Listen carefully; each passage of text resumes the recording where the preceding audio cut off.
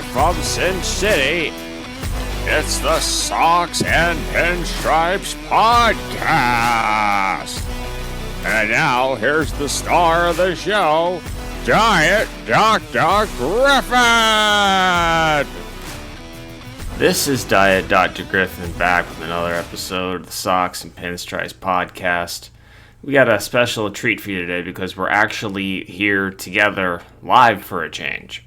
Woo! Yeah, so we're in my hotel room. I came up to Seattle to visit for a few days for the Super Bowl. And we're recording, sharing a mic, so the sound's going to be a little different than usual, but I think it's going to work out. I'll probably sound a lot better, too, since it won't sound like I'm on the phone today, so... That's true. That is true. So, did you hear about this Luka Doncic trade from the NBA? I did, briefly, actually, from a friend at work who was super excited about the trade. Yeah. So, this trade has been laughed at and considered one of the absolute worst trades in history.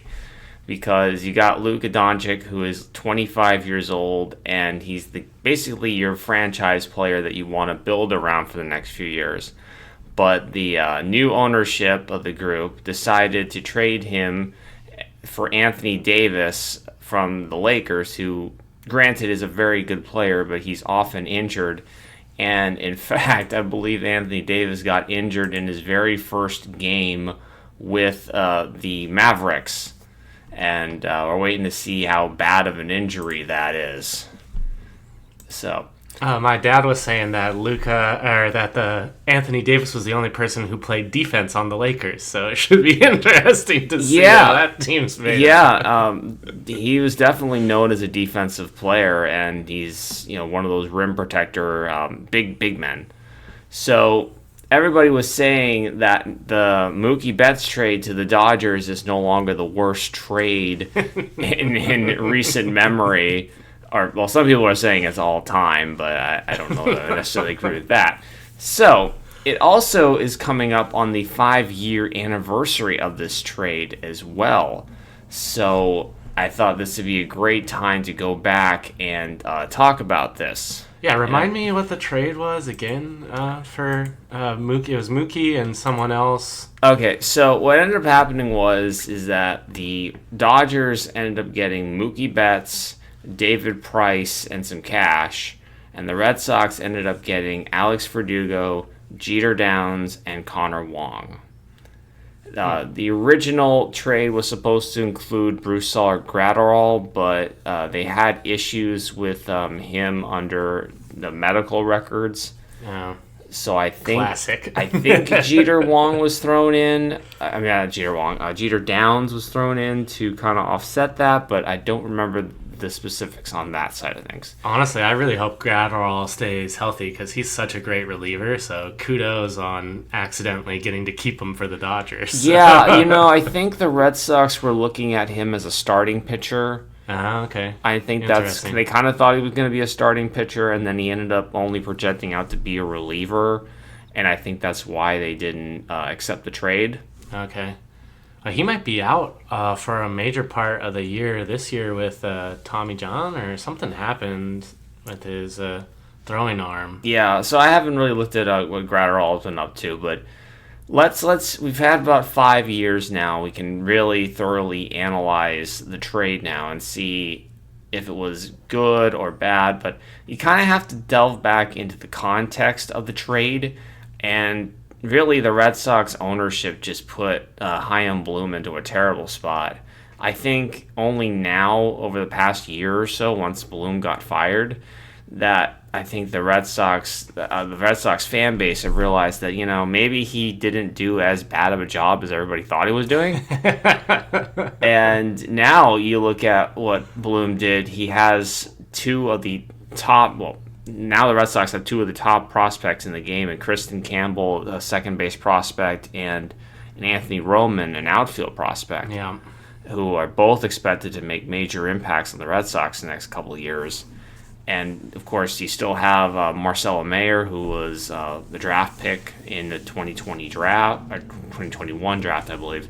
after the 2020 season. So there's a lot of good pieces in the pipeline that he did. He was just kind of made as the scapegoat for what the ownership wanted to do with lowering payroll. Yeah. So let's look at first the individual players. Obviously, for the Dodgers side, Mookie Betts has been as advertised. Yeah. They locked him up to a 12-year... I still can't even believe that the Red Sox traded him in the first place. I mean, he was a big reason why they won that World Series. Well, we'll talk to that when we get to the Red Sox side of the equation. Okay. So Mookie Betts has been as advertised. They signed him to a 12-year extension, the Dodgers. And what ended up happening was he's been so good. He played second base. He plays shortstop at times for them. I'm not even sure where they're going to play him this year. There's been talks about him playing all over the diamond. Yeah. He's a Gold Glover in right field.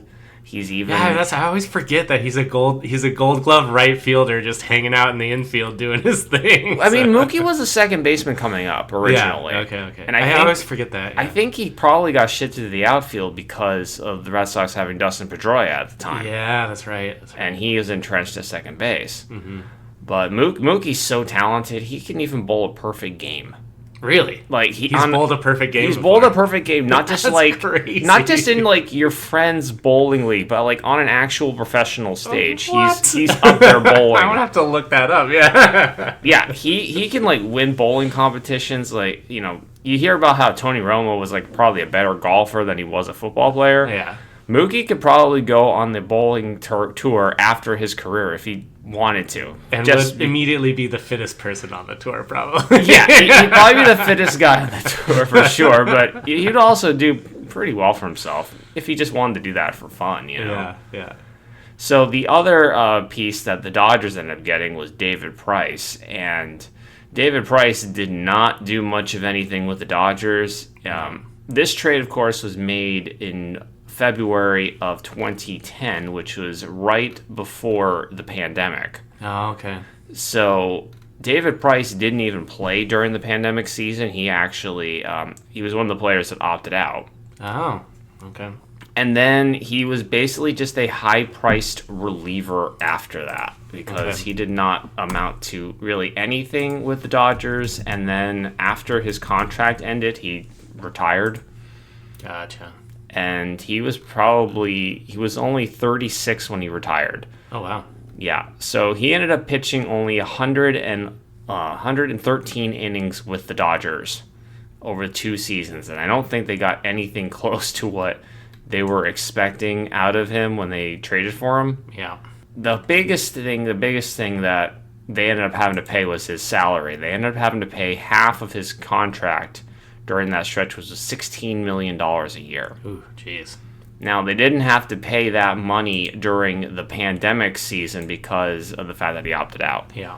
So that saved them some money there. Well, and the Dodgers aren't shy of spending money to spend money. So. No, they're not. I would argue that they're spending it on all the right things this time. But they've never been afraid to spend money. So. No. Even the Dodgers famously bailed out the Red Sox in the 2013 when they were able to like take on I believe Adrian Gonzalez and Carl Crawford. Oh. And the Red Sox got some pieces back that eventually they won the World Series. Yeah. You can kind of thank the Dodgers for that one, I believe. Oh, thanks, for Dodgers. getting us out of some jams, and now we've returned the favor to them. Yeah. So let's look at the side of what the Red Sox got. Red Sox got Alex Verdugo, who is not okay sometimes and not okay other he's times. He's a weirdo. Honestly, his best season. That is a perfect. Yeah, he's a weirdo. Yeah. So his best season with the Red Sox was arguably 2020. He's basically just a decent hitter, not a whole lot of power, and a whole lot of feisty attitude. And he eventually got traded to the Yankees prior to last season. And he's currently a free agent, so that kind of goes to show that he's not really valued out there very much. Jeter Downs was supposed to be the top prospect in the deal, and he never panned out. Yeah. He got a couple shots at the majors with the Red Sox, and he got sent around, even got to the Yankees at one point last year, And everybody was making a big deal about how the Yankees got all the pieces of the deal, but they cut Jeter Downs too. Yep. And then Connor Wong is currently the starting catcher for the Red Sox, although I don't know why. He's not really that good of a player, but they Who else like are you going to him. start at catcher on the Red Sox? Well, the thing is that I liked that Kyle Teal kid that they traded in the Garrett Crochet deal, but at the same time, they got Garrett Crochet out of it, so I don't blame them for that. So they're probably going to keep Wong on for another couple of years, but I don't think he's their long-term option at catcher. Yeah. And so I think, honestly, the biggest asset that the Red Sox got out of this deal is getting out of David Price's contract. Probably. I really believe, the reason I think the Red Sox chose this particular deal is because of the fact that it would clear the most amount of money. Yeah. You're paying, the Mookie made it clear that he wasn't going to probably go to sign with the Red Sox. Yep. Because he immediately signed that extension with the Dodgers. Now, granted, that was during the pandemic. Yeah. So maybe he thought that was probably the best deal he could get. He wasn't the money situation. You just didn't know because he signed his extension in August of that year. So, well, he's always been a solid player, but he did have a couple of years where he was just solid, not exceptional. Yeah. Like he's been in the last couple. Mookie was coming up on his walk year, and the talks at the time was that he was going to try to get a $400 million contract. Yeah. Unfortunately, I think the pandemic kind of scuttled that, and I think he took the best deal he could get, which nobody's going to complain about 12 years and $330 million. Yeah, and now you got a World Series ring, so he's he really not complaining at this point in time. But yeah. He already had one, but... Yeah. I mean, another one, sorry. Another one. Yeah. So the thing is that the reason I think the Red Sox went for Betts is because he was coming up on a walk year. He was probably going to be gone anyway. Ownership wasn't going to pay him more than 10 years, $300. Yeah. So you had to try to trade him because he was the guy who was going to get you. He wasn't going to be around long term. You could have traded maybe Xander Bogaerts, or you could have traded maybe Devers, but I don't think Devers was making enough money at that time to really move the needle. Yeah, plus Rafi's a fan favorite too. So. Yeah. And they eventually locked him up. And in hindsight, maybe you should have locked up Mookie and traded Devers, but the focus was on the money side of the equation. And I believe the biggest asset the Red Sox got out of this deal was getting out of David Price's contract. Yeah, I think that's the reason. Even if they had to pay, $16 million a year for the final 2 years of his deal, that made a big deal for them, as well as getting out of Mookie's 27. Yeah. That was the gist of it. He was Bloom was put into a difficult situation with ownership's mandates and the fact that there were a lot of other contracts extended on the team. Months before Bloom took the job, you had Chris Sale got a major extension. Yeah. And then, of course, Sale immediately got hurt, and they waited 6 months to get Tommy John surgery. Which totally... Who knows why? I mean, well, I guess, guys never want to have surgery, but still, the doctors, they sometimes listen to the doctors, and the doctors say, oh, you can rehab it, but they never end up rehabbing it. Yeah. And so... Man, what a comeback year he had on Atlanta. Yeah, Congratulations. But honestly, I think if Sale had his surgery 6 months earlier, it would have changed the entire dynamic going forward. Yeah, I think you're right. Now, the Red Sox 2020 year was a total disaster for the team. They were one of the worst teams in baseball that year. Obviously, they were down Sale. They were down Eduardo Rodriguez, too. And because of the fact that he ended up catching a heart ailment from COVID, so he missed the entire season as well. Wow. Jeez. So basically, you had Nathan Eovaldi and then a bunch of scrubs as your pitching staff, because everybody else was all dinged up and hurt. Yeah. As just surprising that Nathan Eovaldi wasn't part of the dinged up and hurt. He was good that year. And then the Red Sox actually made it to the ALCS in 2021. Yeah. They got some pieces together. Bloom basically just did a lot of piecemealing, a lot of short-term deals. He wanted to maximize the payroll flexibility because I think he realized the money situation that they were in. Yeah. He eventually went out and signed Trevor Story instead of Kyle Schwarber, which that one was kind of debatable. Yeah. I think understood. You'd have to pay for Schwarber, and Story's kind of a journeyman. Well, at the time, Story was still considered really good. Yeah. They signed him to a 6-year, $140 million deal. Oh, yeah, that's right. Yeah. And they wanted to put him and Bogarts basically in the infield together. Story was going to play second base. Yeah. Bogey was to stay at short. Everybody kind of knew that Bogey was probably going to leave because Bogey's a Boris client. Yeah, and they go where the money goes. They go go where where the money flows. Yeah, they go where the money flows, and you can argue that the Red Sox were probably right not to sign Bogey, given that Bogey has not played anywhere near to his previous performances. Yeah, and immediately got moved to second base upon going to San Diego. Yeah, I know. I always like for you just it's kind of one of those players where you like forget where he's at, and then you're like, oh yeah, he's been in San Diego for a while, just hanging out down south. So. Yeah, they're gonna put him back at shortstop, I believe, this year because of Ha-Seong Kim signing with the Rays. Oh, but okay. I don't think this trade honestly is as bad as everybody says it was. The Red Sox made it to the championship series the following year, and now maybe some of the moves that they made after the fact didn't work out. I mean, Story just had a lot of bad injuries. Yeah.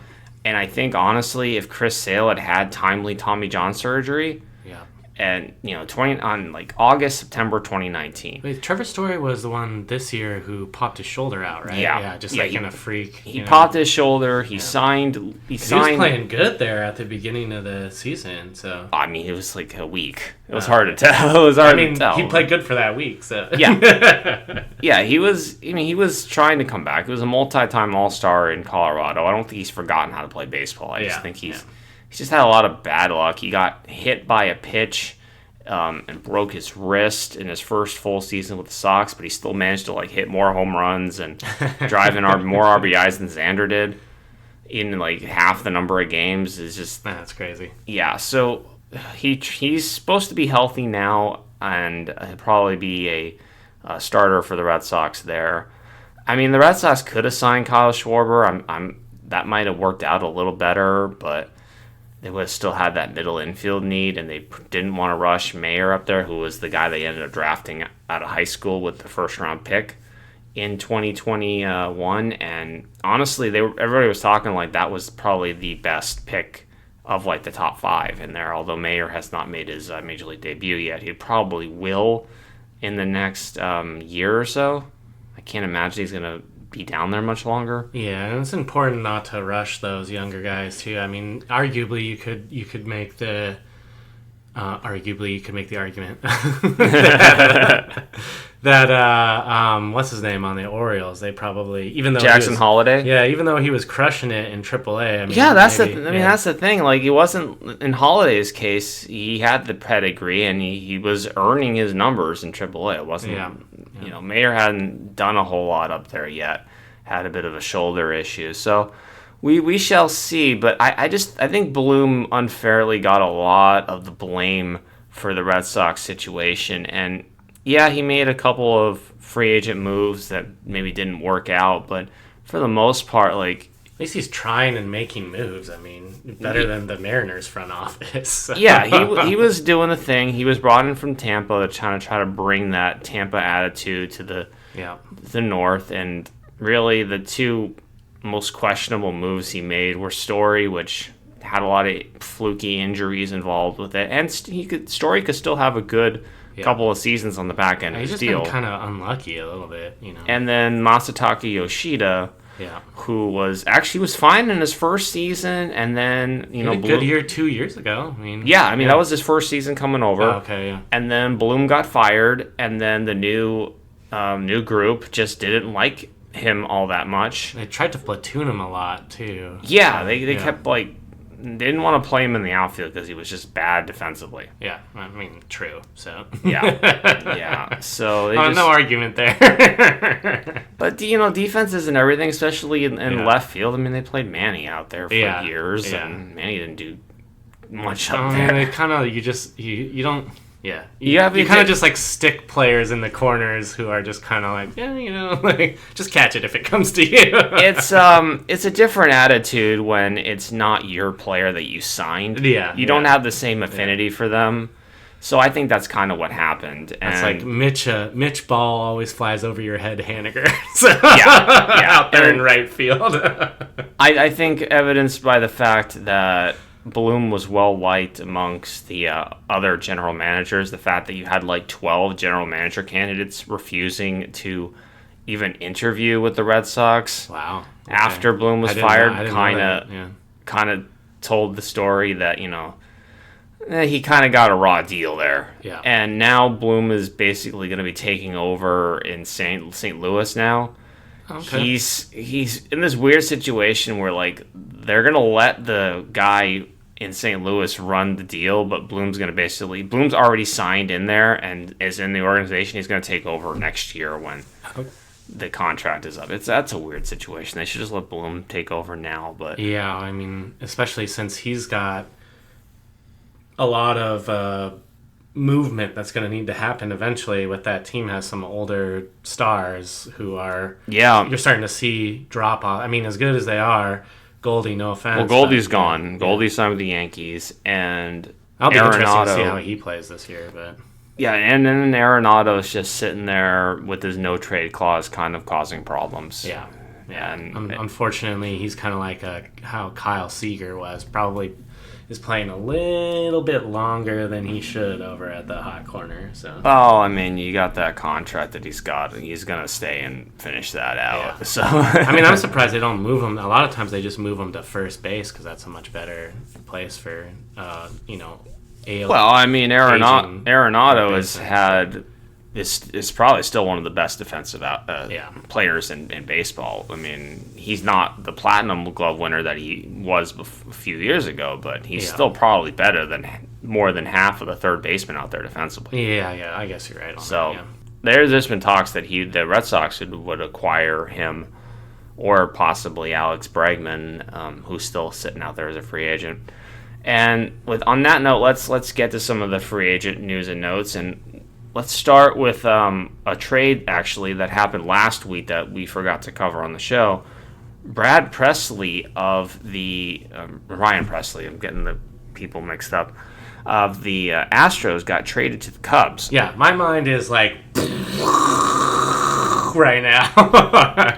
I mean, that move, it makes sense in the sense that Presley is going to be a free agent coming up after the season, and he's your number one closer on every other team in baseball except the Astros. And a couple of teams. I mean, he wouldn't be starting over Clase in Cleveland. Yeah. Okay, so the best reliever in baseball. He's not going to start over the best reliever in baseball, but he's probably the second best, I don't think he's that good, but he's probably still in the top half of...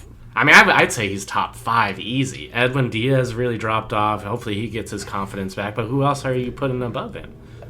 I'd have to do a list, but he would probably start for at least half the teams. Yeah. But I don't know if I'd want him necessarily. If Andres Munoz actually had the closer spot, I don't know if I'd start Presley over, let's say, Iglesias in Atlanta.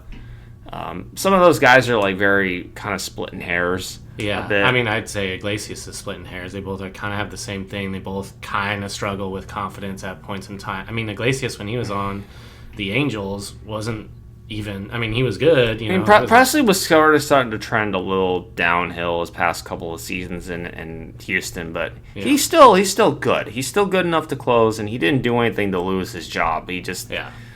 Hader came in there, and obviously the money they gave Hader was going to close. Yeah. And I think it contributed to a lot of the issues that the Astros had with the bullpen last year. Absolutely. Yeah. It will be nice to see. I hope Brian Abreu moves up into the 8th spot again. I think he really excelled at that. I think he will. And I think he was pissed about being the setup guy. Yes. I absolutely think that was the case. So I think it's one of those things where both teams are going to get better. And honestly, this kind of circles back to David Price a bit too, because David Price had a very contentious relationship with the Red Sox. It was very much getting rid of him was addition by subtraction. Yeah. he had some spats with Dennis Eckersley and some of the other people in the Red Sox management side. So, what was Eckersley had that? Was he the guy who had that phrase that he coined on there when they were winning the championship in 2018 or whatever. What phrase are you thinking of? I was like Cowboy Up or something. Cowboy Up was like Kevin Millar. Back in never mind. That's who I'm thinking of. Yeah, I think that was like 2003. That was from the whole because they had comeback. like two phrases. They had one was Cowboy Up one year, and then they had another one. Yeah, that was from the comeback. That was 20 years before all this. Yeah. The other big move that happened, and happened as we were recording last week, was that Jack Flaherty is back with the Tigers. He signed a 2-year deal, and he's going to get $25 million this year with a player option for the following season. Oh, nice. That's a good contract for him. Yeah, I think that a lot of the issues with Flaherty were injury related, and they just didn't think that he was going to get what he wanted. He had his back issues. He had to have a lot of like cortisone shots in his back during the season, and he was kind of nicked up and didn't play as well with the Dodgers towards the back half of the season. Yeah, I think they just had a lot of concerns. It was kind of like, I think, Carlos Rodon.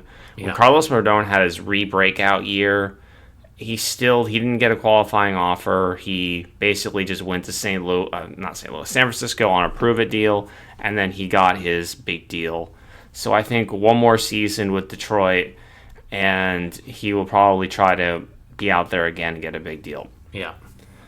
It's kind of funny because Detroit shipped him off to the Dodgers, and they ended up making the ALCS.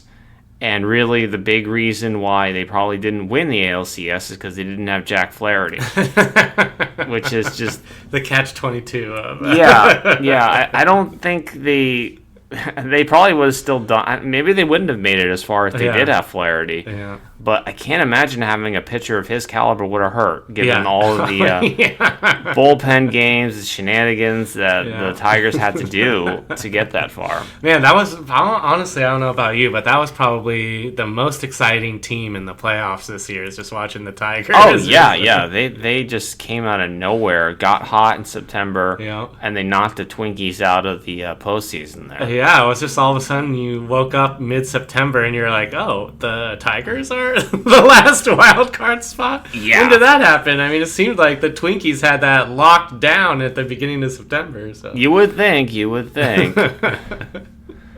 And then the other big move that happened this week was that Pete Alonso is staying with the Mets, and the polar bear. Yeah, he got the Boris 2-year special, very similar to what Flaherty got, although Flaherty's not a Boris client. Yeah. Polar Bear is basically getting like $30 million this year to play, and then a player option for next year, 2 years, 54. Oh man, I think at one point he turned down a 7-year, $150 million contract with the Mets. Wow. And he ended up getting this. And I don't know that the big contract is around the corner unless I don't think he's getting it unless he just goes crazy this year or next year. So. He's gonna have to have a monster season this year to well, and the problem is he's gonna be dwarfed by Soto the whole entire year. So he's gonna be hitting behind Soto though. Oh, okay, so I guess that will help him. But Pete Alonso could, hypothetically, if he bounces back, he could lead the National League in RBI next year, having Soto and Lindor in front of him, man. Is he gonna... Oh, I guess it's too early to tell what spot they're gonna bat in, but you gotta assume that Soto's probably 2 and he's 3 or 4, or... I would assume that Polar Bear's probably gonna hit 4th. Yeah. They'll probably Nimmo is good at getting on base. Yeah, he's your leadoff guy, probably. Yeah, you could maybe, if Marte is healthy, he's a bit of a speedster as well, and then obviously you probably have Lindor and Soto alternating between second and third. I mean, wasn't Lindor the leadoff guy for a while this year too? You could do. There's a number of different combinations you could do with that team, but I would think Polar Bear probably hits 4th because he's the big RBI bat of that crew. Yeah, I don't think he gets on base enough to justify hitting him 3rd. And he basically hits for power too. Yeah, essentially. Yeah. I think he's your classic cleanup hitter. Yeah.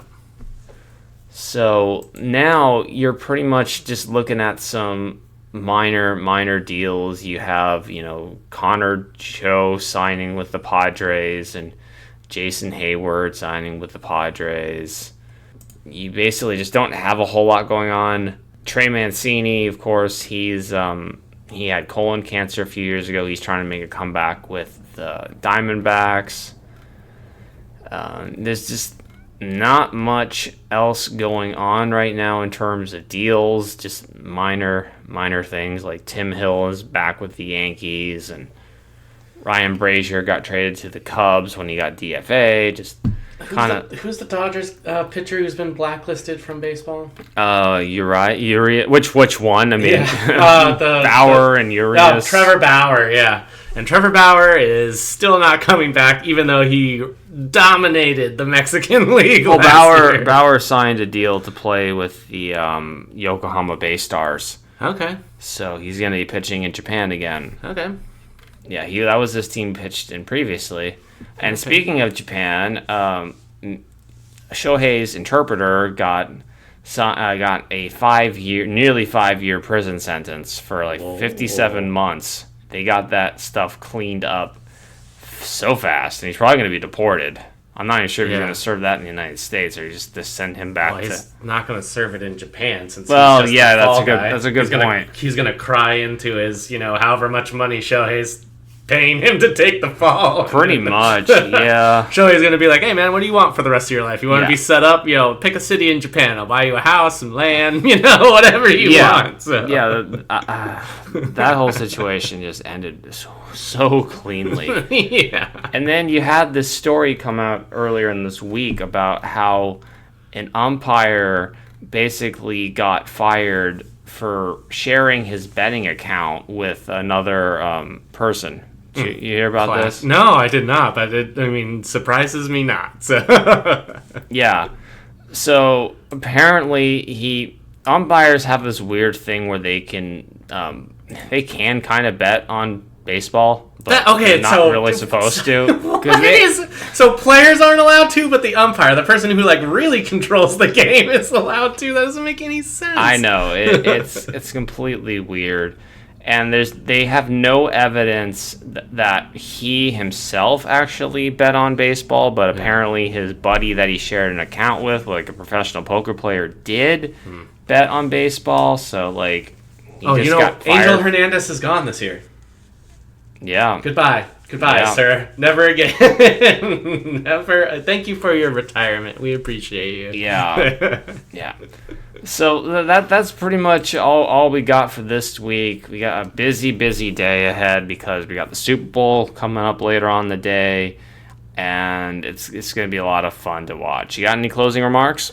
Yeah. So apparently, this is a true story. I couldn't actually find the news, an actual news source where this broke, but it's all over the internet. I heard it from a friend that Justin Verlander in high school borrowed 50 cents from a friend to buy a chocolate milk and told this friend that he would give him 0.1% of his signing bonus, which turned out to be $3.12 million. And Justin Verlander actually made good on his promise and paid that guy $30,000. So that guy got a millions return percentage investment on his 1 cent, on his 50 cents that he gave to Justin Verlander. That's a pretty cool story that he honored that arrangement all those years later. Decent guy right there. Oh, dude, stand-up guy. So I hope that the Astros or someone just gives him a job as a pitching coach somewhere, because obviously the guy doesn't want to leave baseball yet, but I don't know how much he has left in the tank. So yeah, we'll find out this year as he's pitching in San Francisco. Woo! And on that note, we're going to end the show. Have a good week, guys. Bye now.